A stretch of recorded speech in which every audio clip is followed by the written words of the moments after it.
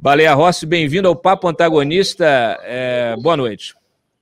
Boa noite, Cláudio Dantas. Boa noite a todos do Papo Antagonista. É um prazer poder falar com vocês. Obrigado, agenda difícil a sua, mas finalmente a gente consegue fazer essa conversa aqui. Vai participar desse papo a Ana Maria Campos, nossa editora também aqui de política, e nós vamos falar de eleições 2022, mas antes eu queria uma avaliação sua, pessoal, porque eu sei que isso virou uma questão pessoal, ou pelo menos te toca no coração, essa gestão do Arthur Lira, né, que venceu a eleição para a presidência da Câmara e vem fazendo vem tendo um comportamento, a meu ver, pouco democrático. Ele esteve aqui, eu fiz minhas críticas a ele, ele responde também claramente, ele tem o posicionamento dele, mas eu não posso, obviamente, deixar de fazer essas ressalvas. Por quê? Porque tem muita queixas de colegas de parlamento, colegas seus de parlamento, que não conseguem analisar, muitas vezes, matérias importantes. Nós tivemos aí vários casos, agora estamos hoje presenciando novamente um caso semelhante com a aprovação da urgência do Código Eleitoral, Código Eleitoral este que traz uma série de artigos polêmicos, inclusive aquele dispositivo que impede ex-juízes, ex-procuradores e policiais de concorrerem na próxima eleição, que a gente já entende que vai barrar a candidatura do Sérgio Moro. Enfim, a sua avaliação em relação aí à gestão do Arthur Lira. Ora, Cláudio, primeiro dizer que disputei a presidência da Câmara dos Deputados e defendi aquilo que eu acredito, coloquei de maneira muito clara em todas as possibilidades que eu esperava do parlamento brasileiro, uma conexão maior com a própria população, para dar respostas à população das suas angústias, e infelizmente a gente vê uma Câmara sem agenda, sem uma agenda clara. O Arthur, a quem eu respeito, e é o presidente da Câmara dos Deputados, foi eleito presidente da Câmara dos Deputados e tem uma responsabilidade muito grande, ele falava muito em previsibilidade quando candidato a presidente. E o que nós não estamos tendo na pauta hoje é previsibilidade. Saca-se qualquer projeto da noite para o dia, coloca na pauta da Câmara dos Deputados, muitas vezes os partidos não discutiram, as bancadas não discutiram, e isso prejudica o bom debate, principalmente nesse momento que as votações estão ocorrendo remotamente, muitos dos parlamentares não estão em Brasília, portanto, nós precisaríamos de uma previsibilidade de pauta para que todos os assuntos possam ser discutidos pela imprensa, pela sociedade e principalmente pelos parlamentares. Tem um assunto que, infelizmente, foi engavetado pelo presidente Arthur Lira, que eu lamento muito, que é a reforma tributária. E foi arquivado, foi colocado na gaveta por uma questão menor de picuinha política. Por quê? Porque a PEC 45, que é uma reforma tributária que foi amplamente debatida, mais de 1.500 horas de debates com todos os envolvidos, com estados, com municípios, com a sociedade civil organizada, com todos que fazem parte da nossa economia, quem produz no país, era um projeto que estava muito avançado, numa convergência muito grande, uma perspectiva de aprovação real e, por 3 motivos principais, foi arquivada pelo presidente Arthur Lira. Primeiro, porque eu sou autor da PEC 45 e fui o candidato que me opus a ele. Porque o Aguinaldo Ribeiro, que é do partido dele, acabou me apoiando para presidente da Câmara dos Deputados e foi o relator e fez um belíssimo trabalho na relatoria da PEC 45. E porque o Rodrigo Maia, ex-presidente da Câmara dos Deputados, que era o patrocinador político desta proposta e participou amplamente do debate, também acabou me apoiando. Eu acho que na eleição da presidência da Câmara dos Deputados, o presidente que ganhou tinha que virar a página, começar a vida nova e pensar no país, e não pensar numa questão de picuinha política e arquivar um projeto estruturante que estava maduro para ser votado, que dava uma perspectiva de futuro de geração de emprego, renda para a população. Portanto, por uma questão menor, prejudicou o povo brasileiro. O que você acha que ele pretende, o Lira, com essa dinâmica acelerada de querer empurrar, inclusive, às vezes, de uma forma bastante questionável, matérias importantes, sensíveis, empurrar isso para o Senado? Aí o Senado tende a rejeitar, né? Como está acontecendo, inclusive com essa história de mini-reforma eleitoral, agora essa questão, como aconteceu com o debate do voto impresso, que o Lira pegou e atropelou a Câmara, o regimento botou isso no plenário, e era uma coisa que o próprio Senado já tinha avisado que não fazia sentido. A gente tem visto aí o Rodrigo Pacheco no seu mineirês, né, no seu jeito mineiro de ser, tentando evitar, obviamente, um confronto, mas tendo ali esse papel aí de resistir a essas matérias. O ideal seria justamente você colocar pautas de forma que já houvesse um entendimento para facilitar essa tramitação. Fica como se fosse assim, ele lavando as mãos, né? Eu aprovei, agora com o Senado já não é mais problema meu. Ele tá querendo parecer o quê? Ele está querendo criar uma imagem de um presidente da Câmara que aprova tudo, reformista, para vender isso na eleição, mesmo que tudo que ele aprove não passe no Senado? Toda matéria que a gente votar na Câmara e que parar no Senado é mau sinal. Você torna uma matéria absolutamente inócua. Portanto, esse diálogo entre Câmara e Senado nas pautas é fundamental. Você deu um exemplo aqui do Código Eleitoral. Nós estamos discutindo, estamos trabalhando nele, mas tem este ponto que é um casuísmo. Você querer fazer retroagir uma lei para prejudicar um possível candidato é muito ruim. É um sinal muito fraco para a nossa democracia, para as instituições, para a própria população. Já se discute há muito tempo uma quarentena para esses agentes públicos, que muitas vezes são questionados, que utilizam cargos públicos do Estado para promoção pessoal, para angariar votos para eleições. Isso é legítimo que se discuta. Agora, você tem que ter uma lei que passa a sua vigência da votação para frente. Você retornar com uma quarentena pegando outros agentes, me parece querer fulanizar essa discussão, que não é bom para o Brasil. E o que você falou, pode passar na Câmara, o que eu não acredito, mas será barrado com absoluta certeza no Senado pelo presidente Rodrigo Pacheco. Muito bem, vou abrir aqui para a Ana Maria. Boa noite, Ana. Bem-vinda ao Papo Antagonista. Fica à vontade.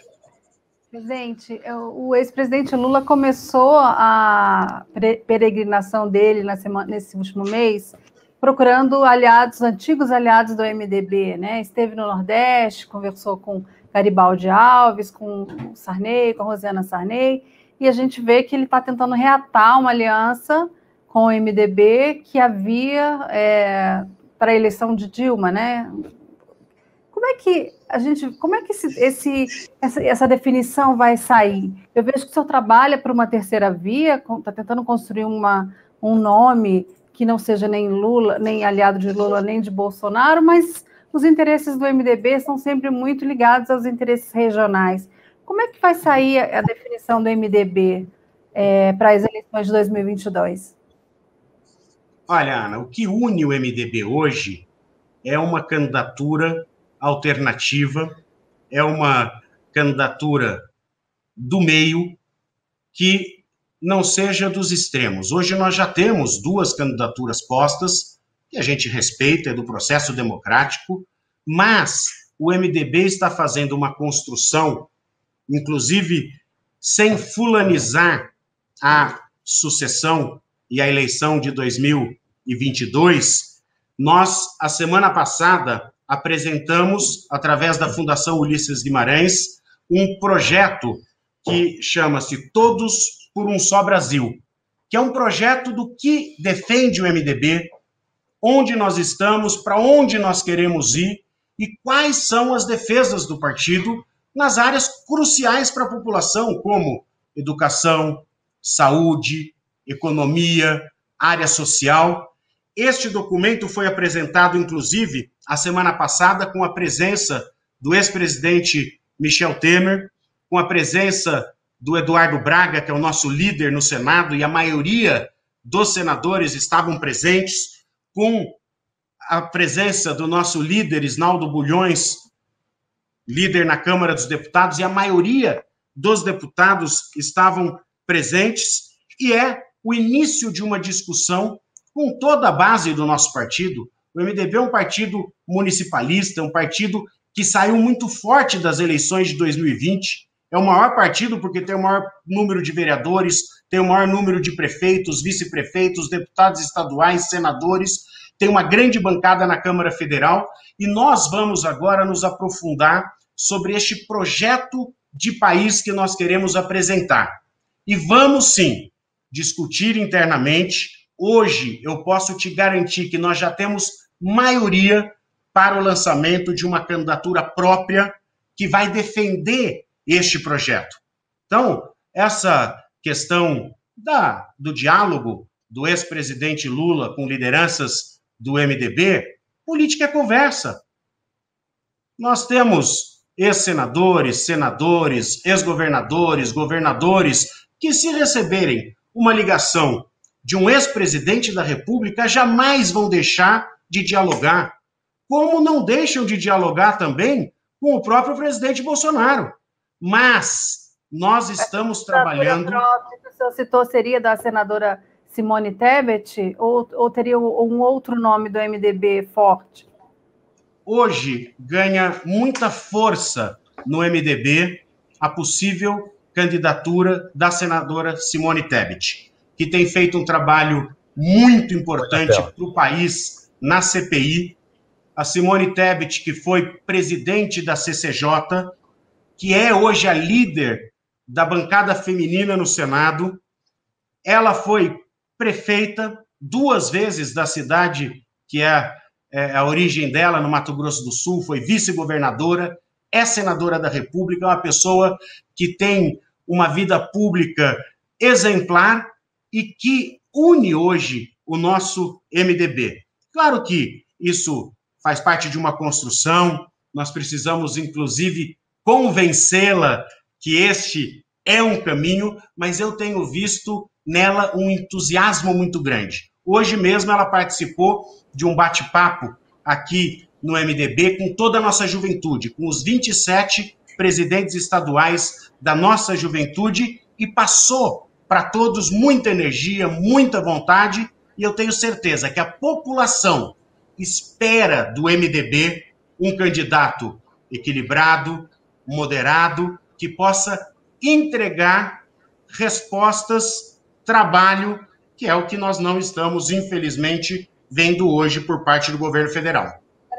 Deputado, deixa eu só fazer um questionamento aqui, porque a Simone Tebet, ela pode confiar no MDB? Porque ela diversas vezes é colocada como possível candidata, às vezes até em eleições internas aí, como no caso do Senado, a presidência do Senado, e aí a gente vê ali, alguém sempre fala, vai lá, põe a cara e defenda a sua candidatura, e depois vão lá e puxam o tapete dela. Ela pode confiar no MDB? Ela seria um nome para uma cabeça de chapa, ou ela teria um perfil mais para compor como vice de algum candidato? Só para complementar, E se ela realmente for candidata, ela também pode se tornar uma candidata que seria abandonada na campanha? A gente viu isso com Ulisses Guimarães, que ele tinha um respeito muito grande do partido, mas teve 4% dos votos. Ou o Henrique Meirelles, na última eleição também, que teve uma votação pífia. Se ela for candidata, ela pode confiar que ela vai ter o apoio do partido nos estados?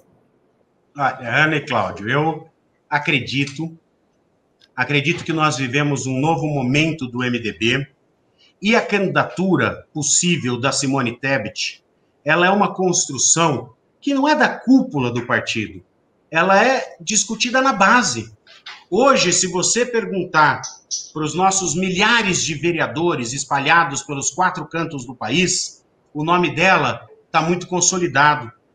O nome dela está consolidado nos nossos prefeitos, vice-prefeitos, na nossa militância. Hoje, nós vimos a vibração da nossa juventude com a presença da senadora Simone Tebet aqui no bate-papo com a juventude. Eu mesmo tive todos os tipos de pressões para deixar a minha candidatura à presidência da Câmara dos Deputados. E fui firme, fui até o fim, porque fiz aquilo que acreditei. E da mesma forma, a Simone Tebet. Ela teve dificuldades, inclusive dentro da bancada do Senado, que é diferente do que hoje é o partido, mas ela também foi muito firme, foi muito assertiva, e acredito que nós fizemos um belíssimo debate. Nós defendemos aquilo que nós acreditamos, nós defendemos a democracia, a independência dos poderes, que muitas vezes é fundamental para que pautas importantes possam avançar. Portanto, se a Simone topar ser a nossa candidata, eu tenho certeza que não será uma construção fake, uma construção da cúpula, e sim uma construção da base. Quando você chega na base, você chega no coração do partido, você empolga a militância, com certeza você tem sucesso. E eu acredito que nessa discussão de terceira via, o nome da Simone é um nome que respeita o eleitor, porque o eleitor, ele está olhando para o cenário político e ele vê um extremo com um discurso muito extremista mesmo, de querer impor posições, e não concorda com isso. E do outro extremo, também, da mesma forma. Por isso, eu acredito na construção da candidatura de terceira via. Eu acho que tem muita gente, tem muito eleitor aguardando um nome consistente, respeitado, para que a gente possa dar para o país um nome equilibrado, um bom nome para a presidência da República. Presidente, o senhor falou justamente de uma coisa que eu acho que é fundamental na viabilização de qualquer candidatura que seja realmente competitiva diante de dois populistas, né? A gente tem visto as últimas pesquisas, o Lula, inclusive, dá de lavada aí no Bolsonaro, mas o Bolsonaro tem, de vez em quando, uns repiques, começa a recuperar. A gente sabe que isso tudo está atrelado ao desempenho da economia, está atrelado a uma série de fatores, e tem muita água para rolar debaixo dessa ponte. Mas o que é fundamental é ter alguém que tenha carisma e que esta candidatura ela venha de baixo para cima. Eu sei que o senhor tem um grupo de WhatsApp com outros presidentes de legendas, né, da terceira via, e vocês discutem todo dia ali para onde vai, quem tem mais força, quem está se dando bem, quem não está, quem está se viabilizando, quem não está, mas continua sendo uma discussão de cúpula. Como é que você transforma isso numa candidatura de base? Como é que você transforma, como é que você empolga a população em torno de um nome? Hoje você não tem mais aquela dinâmica de impor um candidato através de grandes redes de televisão. Hoje isso vem pelas redes sociais. Vocês têm estratégias de redes sociais também para mobilizar a população? O Bolsonaro, ele só se tornou um candidato viável porque ele conseguiu surfar na onda da Lava Jato. a Simone ou qualquer candidato que vocês apoiem para a terceira via vai surfar em que onda? Olha, nós estamos conversando, são 9 partidos que estão se reunindo, estão debatendo essa possível união, que é o que nós queremos, para não dividir os candidatos do Centro Democrático, para dar mais competitividade. É fundamental que estejamos juntos para que o candidato que representar esta frente seja competitivo. Eu acredito que o nome da Simone ganha muita força quando nós lançarmos. Hoje nós fizemos uma pesquisa aqui junto à juventude do MDB. 97% dos entrevistados na juventude do MDB apoiaram a candidatura da senadora Simone Tebet. E isso é a base do partido. São os jovens de todos os estados. Isso tem um simbolismo importante. Não é uma candidatura imposta. Será uma candidatura que será construída com a bancada da Câmara dos Deputados, com a bancada do Senado, com os nossos governadores, com os nossos presidentes estaduais. Eu acredito nessa construção. E essa união dos partidos começou já a surtir um efeito prático. Eu vou te dar um exemplo, Cláudio. Na tentativa do governo atropelar a votação do imposto de renda. O projeto do imposto de renda era muito ruim. Aliás, continua sendo muito ruim. No momento que nós estamos vivendo de dificuldades, de pandemia, de superação, se Deus quiser, com a vacina, com a ciência, nós vamos virar essa página. Mas nesse momento, aumentar a carga tributária para arrecadar mais, para ter no ano da eleição mais recurso para gastar, para tentar influenciar no voto, isso seria muito ruim para os brasileiros. Profissionais liberais iam pagar conta, os empresários iam pagar conta, quem produz no país ia pagar conta. E no final, quem ia pagar conta mesmo era o trabalhador, que ia perder postos de trabalho. Hoje, nós temos um desemprego recorde no Brasil, quase 15 milhões de desempregados. E o que estão propondo de agenda para enfrentar essa questão? Nada. Agendas superficiais. O que é importante? Comprar o fuzil. O fuzil é a solução para o desemprego. Aí nós temos a gasolina R$ 7,00, nós temos o diesel a R$ 5,00. Agora o governo anunciou aumento na luz. O bujão de gás está a R$ 100. A pessoa vai no supermercado e vê que a inflação está comendo a capacidade dela de comprar suas necessidades mais básicas de alimento. Enquanto isso, quer se discutir se a urna eletrônica tem que ser voto impresso com a apuração em cada uma das sessões eleitorais. Meu Deus do céu, será que não tem ninguém com sensibilidade nessa equipe econômica que possa propor algum projeto que vá de encontro com o que a população precisa? Por isso, a nossa ideia de apresentar esse projeto, que é Todos por um Só Brasil, que é exatamente a tentativa de mostrar que o MDB tem posição e vai apresentar um projeto para o país. Tá certo. Ana? Presidente Baleia, o senhor está falando da possível candidatura da senadora Simone Tebet, mas a gente vê que tem outros nomes também, fora dessa polarização Lula e Bolsonaro, que estão surgindo. É o caso do presidente do Senado, Rodrigo Pacheco, que tem sido citado como um possível candidato e tem se destacado nesse caminho.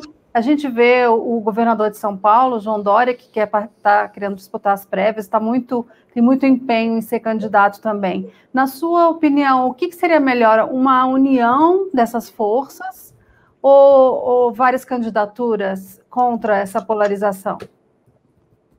Olha, eu acredito na união dos partidos do Centro Democrático, até para que o candidato ou a candidata seja viável. Claro que não é fácil você lidar com as vaidades de todos aqueles que pleiteiam. Muitas vezes, o partido está sentado à mesa e ele quer só receber apoio, mas ele não admite apoiar alguém.